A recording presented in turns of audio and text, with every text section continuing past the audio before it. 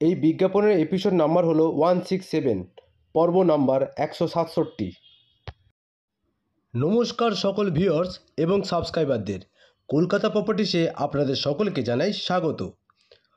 Episode number 167, episode number 167, পর্ব number 167। সময় যে কতটা মূল্য তার কথা ভেবেই সকলের সময় নষ্ট না করে সরাসরি চলে যাব বিজ্ঞাপনে বিস্তারিত জানতে। ভিডিওটি স্কিপ না করে শুরু থেকে শেষ পর্যন্ত দেখুন, নিখুঁত তথ্য জানতে পারবেন সকলেই। আজ যে বাড়িটি দেখাবো সেটি প্রায় নতুন বাড়ি বলতে পারেন। প্রথমেই জানাবো বাড়িটির লোকেশান। বাড়িটির লোকেশান হলো সাউথ কলকাতা অর্থাৎ দক্ষিণ কলকাতা, ডায়মন্ড হাবড়া রোড, বেহালা চৌরাস্তা, সরসোনা সুপার মার্কেট, মন্দিরতলার নিকটে আছে এই দোতলা নতুন বাড়িটি। বাড়িটির লোকেশান আর একবার শুনে নেবেন।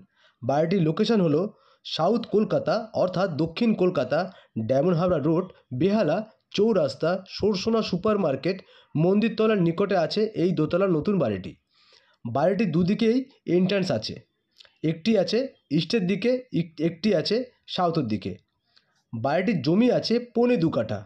বাড়িটির জমি আছে 2.25 কাঠা। বাড়িটি আছে সাউথ ফেসিং অর্থাৎ দক্ষিণমুখ। বাড়িটির দোতলার প্ল্যান স্যাংশন করা আছে, 3 তলার ফাউন্ডেশন করা আছে। বাড়িটির সামনে রাস্তা আছে 8 ফিটের। 4টে প্লটের পর 12 ফিটের প্লট পেয়ে যাবেন আপনারা। মোট ঘর আছে 4টি, 2টি নিচে, 2টি আছে একতলায়।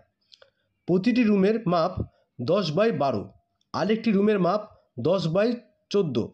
নিচে উপরে সেম মাপ।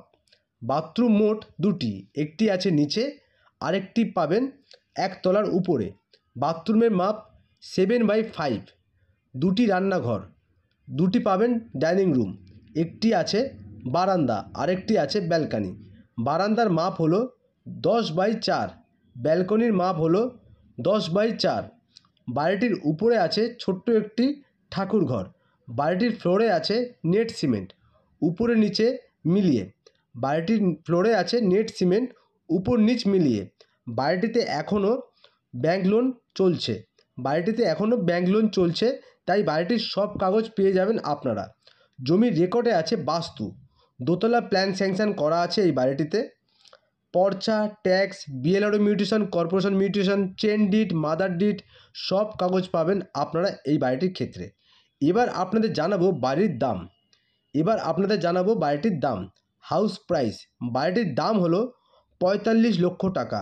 বাড়িটির দাম হলো 45 লক্ষ টাকা। House price 45 lakhs। House price 45 lakhs।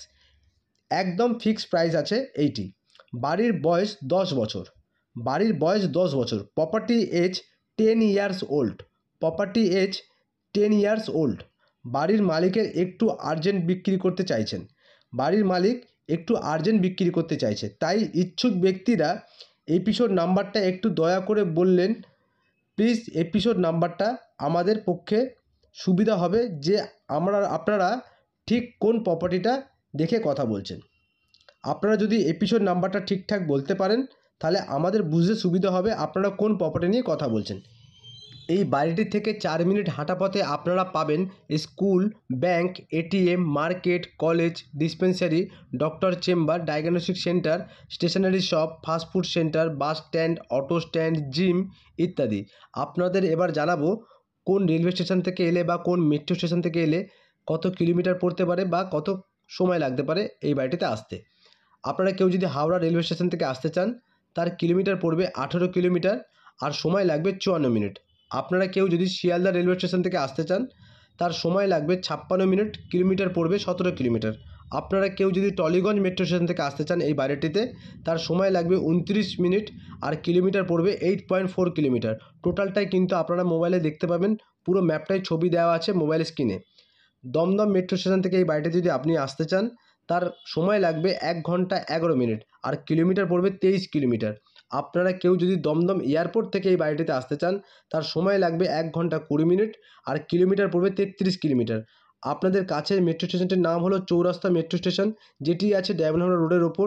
এই ডায়মন্ড হাবড়া রোডটি হলো ন্যাশনাল হাইওয়ে রোড। এই রোডটির থেকে 30টি রুটের বাস পাবেন আপনারা। চৌরাস্তা মেট্রো স্টেশনটির সময় লাগবে 14 মিনিট, আর কিলোমিটার পড়বে 3.6 কিলোমিটার।